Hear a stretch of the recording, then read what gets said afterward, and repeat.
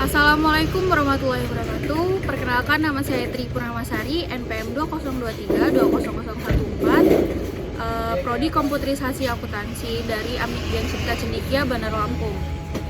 Nah, di dalam video kali ini saya akan mempresentasikan bagaimana cara sebuah presentasi, membuat slide presentasi, jenis-jenis presentasi, dan seputar presentasi. Nah, video kali ini bertujuan untuk memenuhi tugas ujian tengah semester komunikasi dan presentasi yang diampu oleh Ibu Agni Widya Astuti Eskom MTI. Langsung aja yuk kita lihat videonya. Di sini saya akan menjelaskan presentasi seputar presentasi dengan dosen pengampu Ibu Agni Widya Astuti Eskom MTI dalam mata kuliah komunikasi dan presentasi.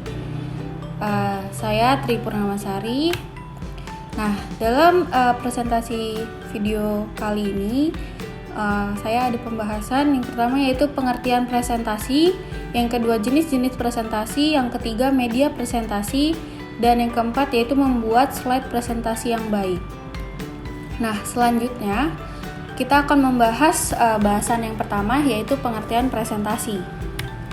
Yang pertama, presentasi merupakan kegiatan pengajuan suatu topik, pendapat, atau informasi kepada orang lain. Nah, tujuan dari presentasi adalah yaitu bagaimana informasi yang disampaikan dapat diterima dan diyakini oleh audiens.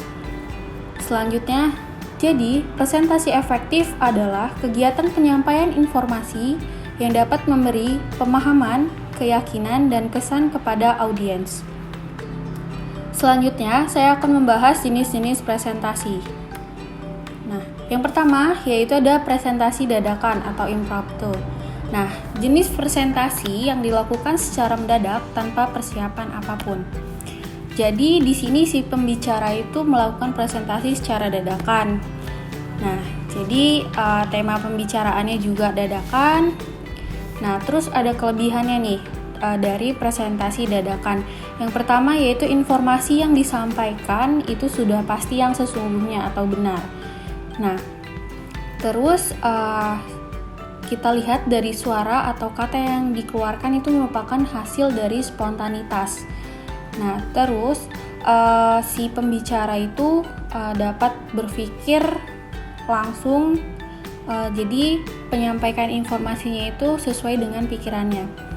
Nah, kelemahannya apa nih dari si presentasi dadakan? Kelemahannya itu yaitu kita kurang tertatanya kata-kata kita atau tersendat.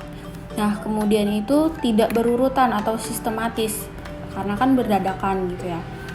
Nah, terus selanjutnya itu yaitu pastinya ada demam panggung.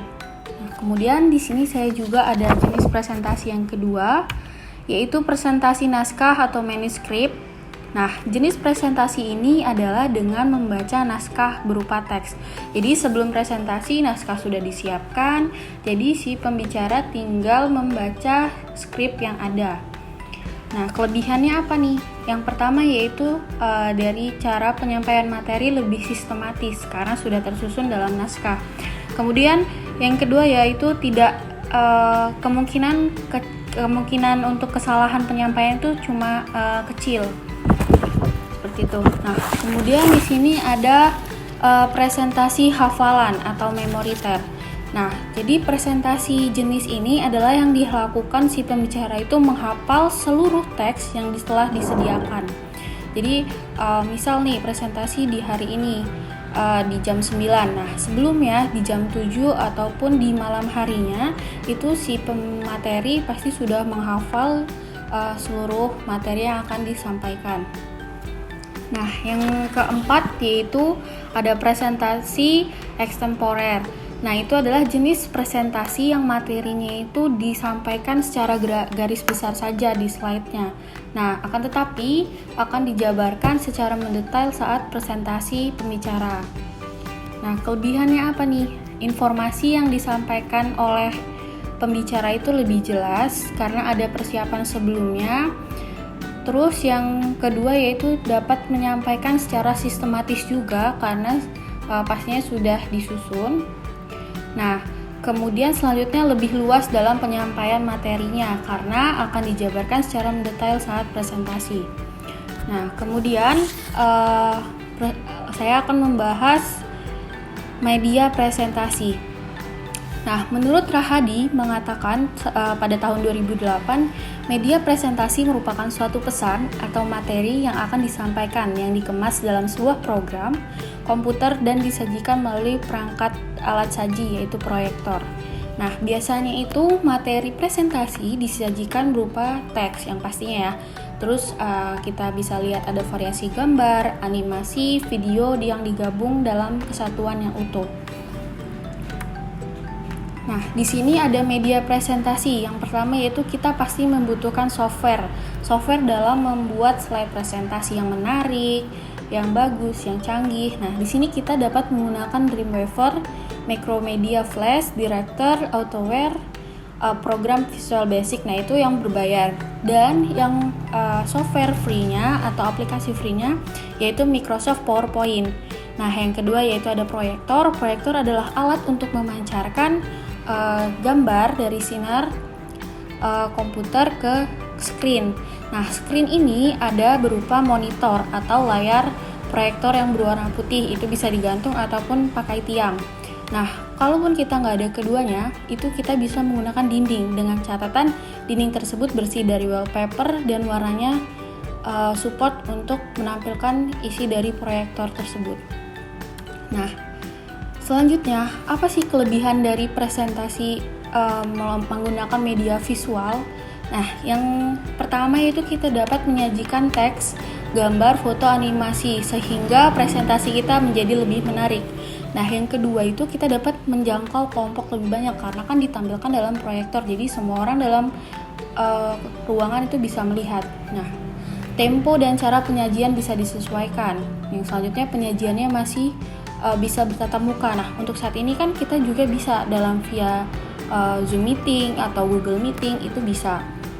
Kemudian dapat digunakan secara berulang-ulang karena file slide presentasinya ini kita simpan dalam media penyimpanan laptop, flash disk, hard disk. Itu bisa digunakan berkali-kali jika kita presentasi misalkan contoh suatu produk seperti itu. Nah, kelemahannya apa nih? Kelemahannya yaitu satu, dia ketergantungan dengan arus listrik.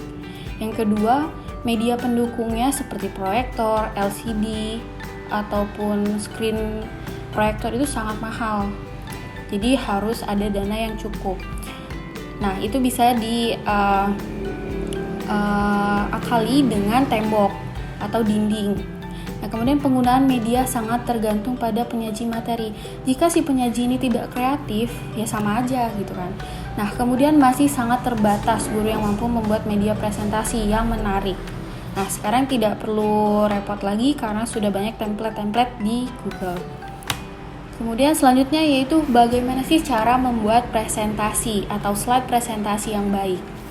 Nah, yang pertama, slide presentasi itu pasti yang penyampaiannya diketahui semua orang atau tersampaikan. Yang kedua yaitu presentasi yang baik dilakukan dengan menggabungkan teks dan gambar yang menarik, tidak monoton. Kemudian memperhatikan kenyamanan dan kemudahan audiens menjadi prioritas utama sehingga presentasi bernilai baik dan memiliki daya tarik sendiri. Nah, yang pertama yaitu pastikan kita pilih template yang kreatif. Nah, template kreatif itu sudah banyak banget ya template-nya di Google, tinggal kita search template PPT menarik seperti itu. Nah, kemudian meminimalkan jumlah slide. Jadi jangan terlalu membuat presentasi yang banyak slide. Sampai 40 slide, 50 slide itu orang akan merasa jenuh atau bosan. Nah, kemudian pilih font yang mudah dibaca audiens. Karena audiens kita itu kan pasti banyak, nggak hanya satu orang atau dua orang. Jadi kita usahakan pilih font yang mudah dibaca. Jangan tulisan Latin, terus yang gede kecil. Nah, jadi kita harus pilih font yang baik. Nah, kemudian warna teks dan background harus kontras. Jangan seluruh warna dimasukkan. Nah, terus lebih singkat lebih baik. Jadi semakin kita singkat, orang akan fokus pada apa yang kita bicarakan dibandingkan dengan slide yang kita tampilkan. Nah, kemudian gunakan variasi warna, foto, dan animasi video agar menarik. Kemudian tidak full text, itu tadi karena si penonton atau audiens itu akan terpaku dengan slide kita dibandingkan dengan apa yang kita bicarakan atau kita sampaikan. Nah, kemudian periksa ejaan dan penulisan. Kemudian dapat dipertanggungjawabkan. Nah, yang selanjutnya itu gagasan pribadi atau pendapat orang lain, itu pasti. Nah, kemudian kesimpulan dari presentasi saya itu presentasi merupakan suatu kegiatan berbicara di hadapan banyak orang atau hadirin yang salah satu bentuk komunikasi. Kemudian presentasi merupakan kegiatan pengajuan suatu topik, pendapat, informasi yang dapat memberikan pemahaman, keyakinan, dan kesan kepada audiens. Kemudian presentasi penting mempersiapkan aspek lain.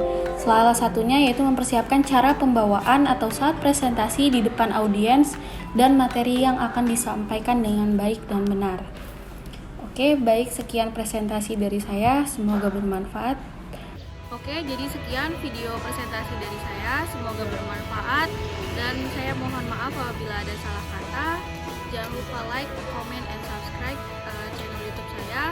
Selamat berjumpa di video selanjutnya. Terima kasih. Wassalamualaikum warahmatullahi wabarakatuh.